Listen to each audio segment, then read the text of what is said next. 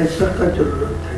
आपको टोटल कितना पैसे का जरूरत है जो आप ये अपने लक्ष्य है इसको पूर्ण कर सकते हैं? मैं पूरा लक्ष्य होगा 1000 मिलेगा तब बहुत, मतलब 1000 करोड़। हाँ। पश्चिम बंगाल की जो स्टिंग वायरल हुई है हुमायूं कबीर की, वो तो आप लोगों ने देख ही लिया होगा। आप मेरा पास इस चुनाव में वोट चलेगी तो ममता बनर्जी को सत्ता से हटा देंगे। 1000 करोड़ की बात हो रही है। मुसलमानों का वोट खींचेंगे, बीजेपी को दे देंगे, डिप्टी सीएम बन जाएंगे। शुवेंदु अधिकारी का नाम ले रहे हैं हुमायूं कबीर, और शुवेंदु अधिकारी वही नाम है जो अमित शाह की कोर कमेटी का चेहरा होते हैं। तो शुवेंदु अधिकारी भी जो है टीएमसी का तो नेता था। बाबरी मस्जिद बना रहे थे हुमायूं कबीर, मुसलमानों की हिमायत की बात कह रहे थे। अंदर खाने जो है बीजेपी से मिले हुए। तो दिन वैसी भी की भी पार्टी है, नेशनल पार्टी है, बिहार भी गए थे वो, यूपी भी आ चुके हैं। उन्होंने तो गठबंधन तोड़ लिया, पहले उनका गठबंधन था। सही फैसला है उनका। पश्चिम बंगाल विधानसभा चुनाव में बेहद कम वक्त बचा है, लेकिन उससे पहले ही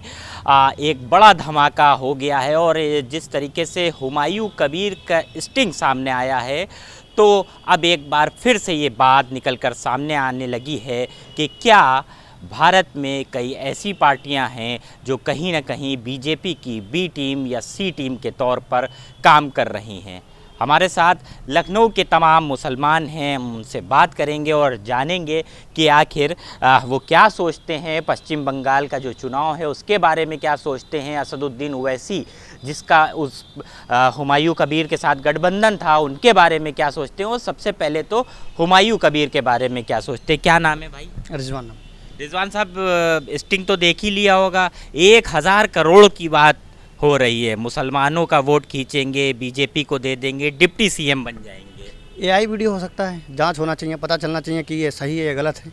एआई वीडियो हो सकता है। आजकल मार्केट में बहुत वीडियो चल रहे हैं एआई के, बदनाम करने के लिए, पार्टी को बदनाम करने के लिए, मुसलमानों को बलगलाने के लिए। चुनाव है, यही मौका है, मुसलमानों को क्या ना फूट डालिए, सरकार बनवाइए। चलिए सब। आपको नहीं लगता कि वहाँ का मुसलमान तो खुद टीएमसी और दीदी के साथ है, तो ये हुमायूं कबीर कौन है? कल ही तो अपनी पार्टी बनाई। अरे संविधान में सबको अधिकार दिया है चुनाव लड़ने का, वो भी लड़ सकते हैं। क्या जरूरी टीएमसी के साथ मुसलमान जाए? ठेका तो लिया नहीं ना, ठेका नहीं लिया। हम भी अपनी पार्टी बना सकते हैं, हम भी लड़ सकते हैं चुनाव। लेकिन अब तक तो समर्थन जो है वहाँ के पश्चिम बंगाल के मुसलमानों का टीएमसी को ही मिला है। नहीं तो अब जो दादा करके जरूर जो है पोता करे, तो जरूरी थोड़ी ना है दादा करके पोता भी करें, हम भी वही करें, ये जरूरी थोड़ी ना है। क्या नाम है आपका? सलमान मंसूरी। ये जो कह रहे हैं बात, क्या इत्तेफाक रखते हैं इससे? हाँ बिल्कुल सही कह रहे हैं।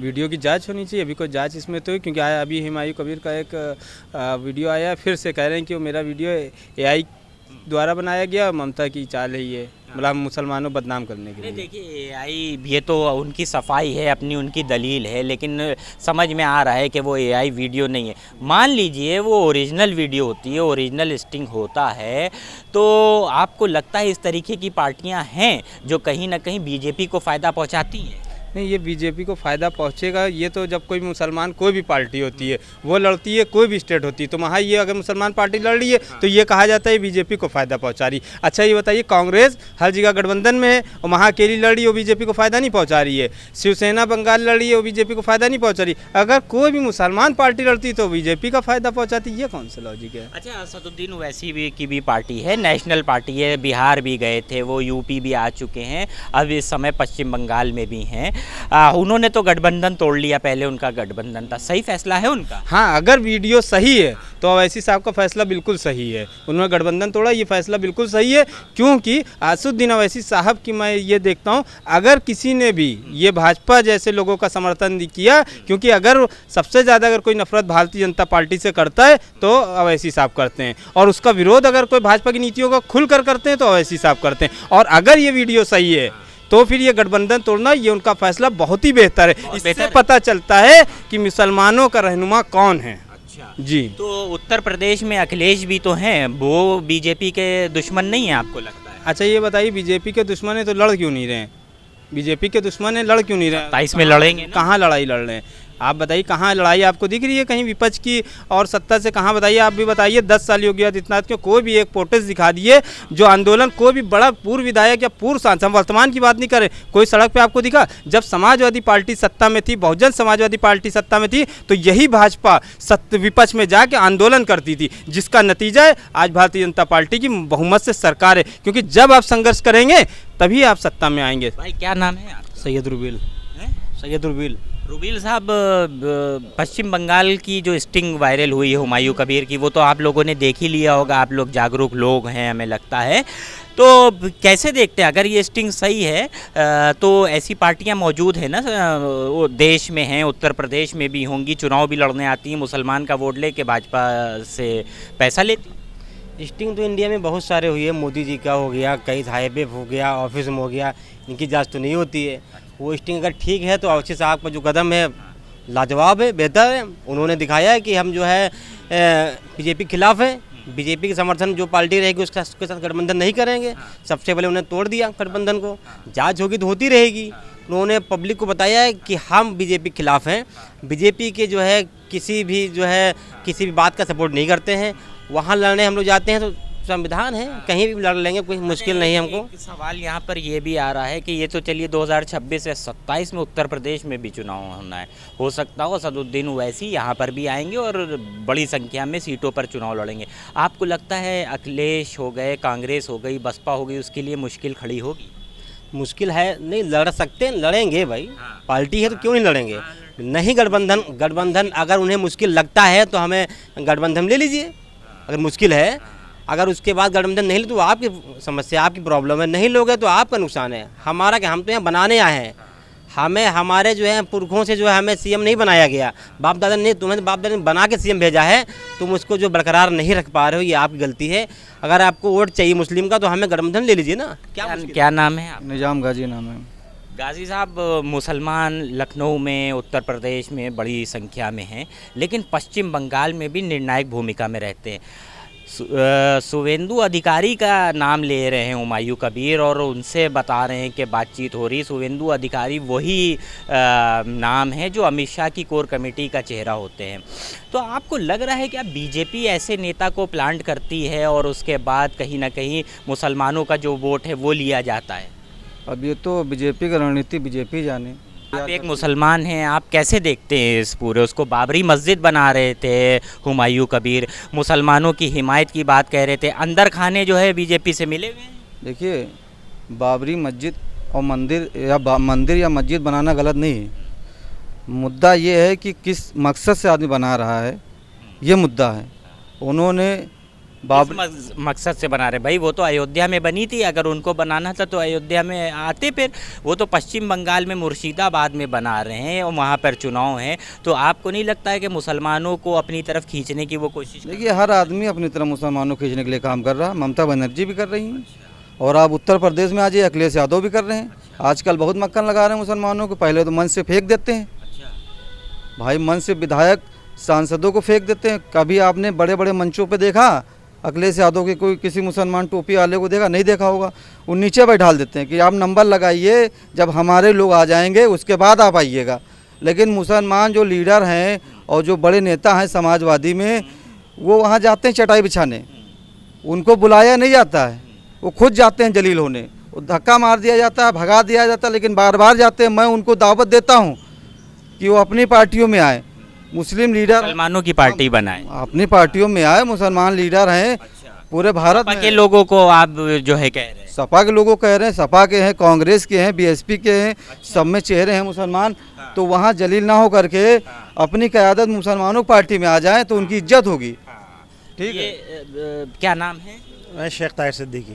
ताहिर साहब, मुसलमान कुछ अखिलेश से उत्तर प्रदेश में नाराज़ ज़्यादा दिख रहा है हम। अखिलेश यादव जो है मुसलमानों के न लीडर हैं, ना मुसलमानों की सपा लीडर है, ना बसपा है, ना कांग्रेस है। आप भी नाराज़ हैं? नहीं, नाराज़ तो पूरी जो है इस देश की कम्युनिटी, मुसलमान कम्युनिटी ही पूरी तरीके से नाराज़ है। जो सेकुलरिज्म का दम भरती थी जो पार्टियां, वो आज तक जो है मुसलमानों के मुद्दे पर खामोश रहती, उनके मुंह में दही जम जाता है। तो ये तो एकदम सच्चाई है कि मुसलमानों के वोटों को तो सबको चाहिए, लेकिन मुसलमानों के मुद्दे पर किसी को नहीं बोल रहा है। हुमायूं कबीर को भी वो वोट चाहिए था मुसलमानों का, स्टिंग सामने आ गया।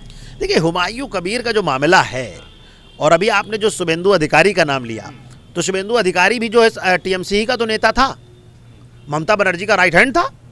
अमा जब ममता बनर्जी का राइट हैंड, जिसको ममता बनर्जी ने पाला बड़ा किया, राजनीति में उसको जो है पप्पू से जो है घोड़ा से गधे से घोड़ा बनाया, समझ लीजिए एक तरीके से इतना बड़ा लीडर बनाया, वो व्यक्ति ममता बनर्जी को धोखा दे सकता है और भारतीय जनता पार्टी की गोद में बैठ सकता है।